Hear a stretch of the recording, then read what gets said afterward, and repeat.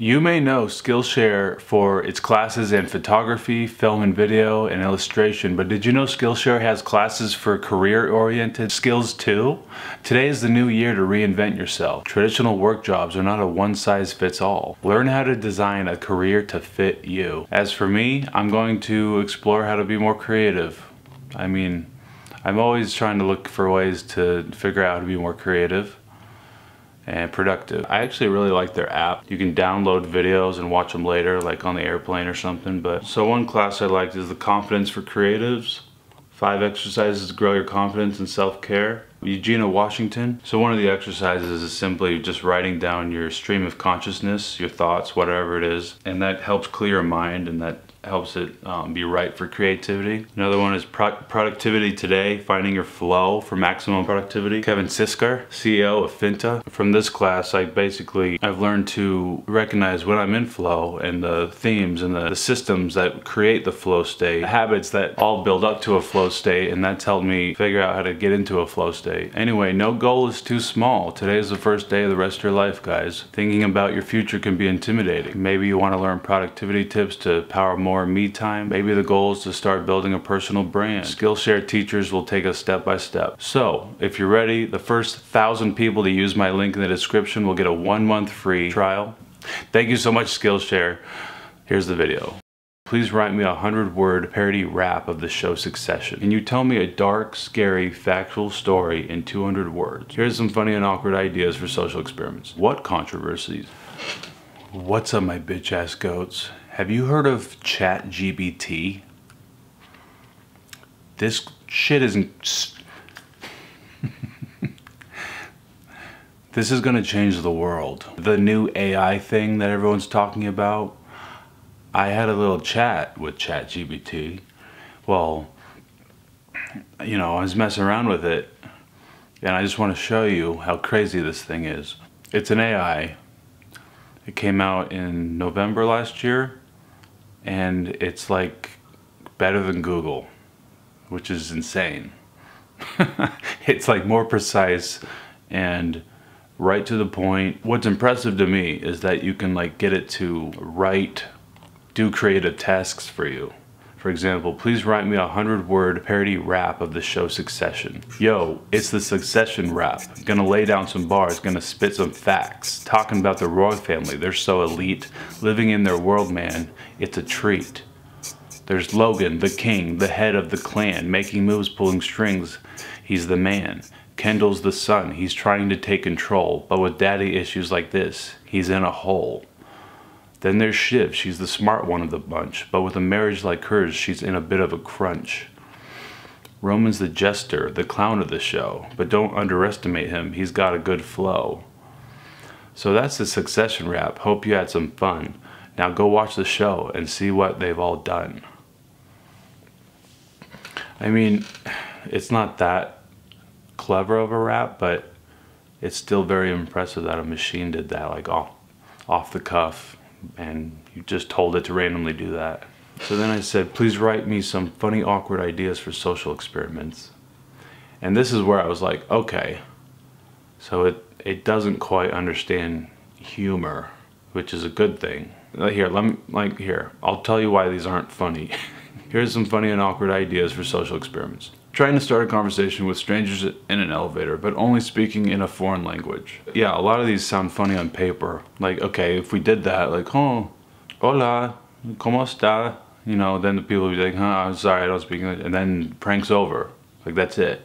Like, a lot of these are, like, they're maybe funny for a split second and then it's over. Like, there's no longevity to these. Conducting a survey on the street where you ask people for their opinion on something completely ridiculous. Like, do you think cats should be allowed to drive cars? They would just, no. And they just like keep, you know, like these are, it's like a humor at like a 5th grade level, you know. Trying to high-five strangers as they walk by, but doing it in a way that makes it seem like you're trying to slap them. Okay, so like pretending to hit people? I don't know. So then I asked for what are 10 funny historical facts? In the 1800s, people used to believe that women could get pregnant by sitting on a public toilet seat. In ancient Rome, it was considered fashionable to dye your hair blonde using pigeon dung. Cleopatra, the famous... Okay, so then it just kind of regurgitates stuff. And then I asked it, do you plagiarize? As an AI language model, I do not intentionally plagiarize information. I generate responses based on patterns and relationships found in the data provided to me during my training. However, since I do not have the ability to verify the accuracy of the information that is fed to me, it is possible that some responses I generate may contain inaccuracies or may be similar to existing content on the internet. It is the responsibility of the user to verify the accuracy and originality of any content generated by me. Additionally, I encourage users to properly cite any information obtained from my responses to avoid potential plagiarism issues. So yeah, a big issue is like school, education, like this shit. How would they use this all day to write me summaries of Macbeth, you know? And it could pretty much do 90% of the work, you know. You just have to maybe twist it a little if it sounds a little too robotic or flat. Write me a rap parody about Mr. Beast. Alright, let me drop you a Mr. Beast rap parody, talking about the man, the legend, you know he's free. Giving out cash and prizes like it ain't no thing. Helping people out, man, that's his game. He's got a channel on YouTube, millions of views, making content that'll leave you amazed, it's true. From buying an island to planting a forest, this guy's on a mission and he ain't gonna forfeit. Chorus, Mr. Beast, he's got the cash, dropping dollars like it's just trash. Making dreams come true, that's his task. He's the king of YouTube, can't nobody surpass.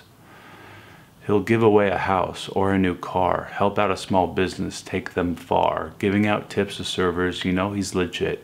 Making a difference in the world, that's his big hit. From burgers to gaming, he's done it all, and when he's not creating, he's having a ball. With friends like Chandler and Chris, this team's on fire, can't nobody dismiss. So there you have it, the Mr. Beast rap. Hope you enjoyed it. Now let's give him a dap. For all he's done and all he'll do, Mr. Beast, we salute you. It's insane. Like, it's all coherent and it makes sense. And a machine did this. You guys think that's insane or what? Let me know in the comments, guys. It's like anything you want. Can you write me a 100-word summary of Chevy Chase's career? Chevy Chase is an American actor, comedian, writer who has been...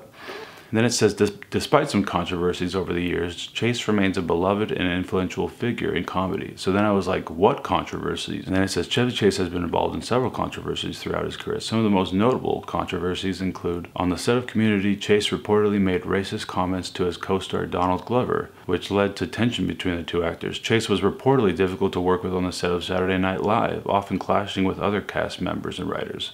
He left the show after only one season, citing creative differences. In the 1990s, Chase struggled with addiction to prescription painkillers and was arrested for drunk driving. In recent years, Chase has been criticized for making offensive comments about women and people with disabilities. Despite these controversies, Chevy Chase remains a respected figure in comedy and entertainment with a career that has spanned several decades. Why should I trust you? As an AI language model, I am programmed to provide information the best of my ability based on the data that has been fed to me. I do not have emotions or biases in my responses. Additionally, while I strive to provide accurate and helpful responses, I am not perfect and may sometimes make mistakes to provide incomplete information. Therefore, it is always a good practice to verify the information, blah, blah, blah. Okay. And then I just threw some weird curveball questions. Should I be Democrat or Republican? As an AI language model, I am programmed to remain neutral and impartial in political matters. It is not appropriate for me to tell you which political party to support, as political beliefs are personal and can vary based on an individual's values, experiences, and priorities. Ultimately, the decision of whether to align with a political party or not is up to you and should be based on careful research and consideration of the policies, principles, and actions of the party in question. It is important to stay informed about political issues, to vote in accordance with your beliefs and values. Like, I could do this all day, just asking random shit, and I did that for like a couple hours. Can you tell me a dark, scary, factual story in 200 words? In the late 1800s, a wealthy family in England employed a nanny to care for their young daughter. The nanny, however, was not what she seemed. Her real name was Amelia Dyer, and she was a notorious baby farmer, a person who took in unwanted infants for a fee and then neglected or killed them. Over the years, Dyer took in countless babies and toddlers, many of whom never left her care alive. She was known to strangle or suffocate her charges before disposing of their bodies, often in the nearby Thames River. I don't know how it's pronounced. Eventually, Dyer was caught and brought to trial, where it was revealed that she had murdered as many as 400 infants over the course of her career. She was found guilty and sentenced to death. And on June 10th, 1886, she was hanged at Newgate Prison. Dyer's crime shocked and horrified the public, and her name has become synonymous with child murder and infanticide. Her story is a chilling reminder of the dark side of human nature and the tragic consequences of greed and cruelty. And then, so yeah, wow, you just keep... This is kind of interesting. Is human centipede possible? I don't even know what I'm asking with that. Like, the concept of the human centipede involves surgically attaching multiple human beings together, mouth to anus, to create a single organism. This idea was explored in the horror film The Human Centipede, 2009, and its sequels. From a medical perspective, such a procedure is highly unlikely to be successful or even possible. The human digestive system is complex, and the idea of creating a functioning centipede out of multiple individuals is not only medically unethical, but also dangerous and potentially life-threatening. Furthermore, the idea of surgically altering and connecting human beings without their consent is a violation of medical ethics and human rights. It is important to remember that the human centipede is a fictional creation and should not be taken seriously or attempted in any way. Man. Thanks for watching, goats. Please put that like button in the trunk of a car and roll that car into a river. And comment about your thoughts on ChatGPT. I'll do a people on that probably, I guess. I don't know. I love you, and I will see you. I'll see you later.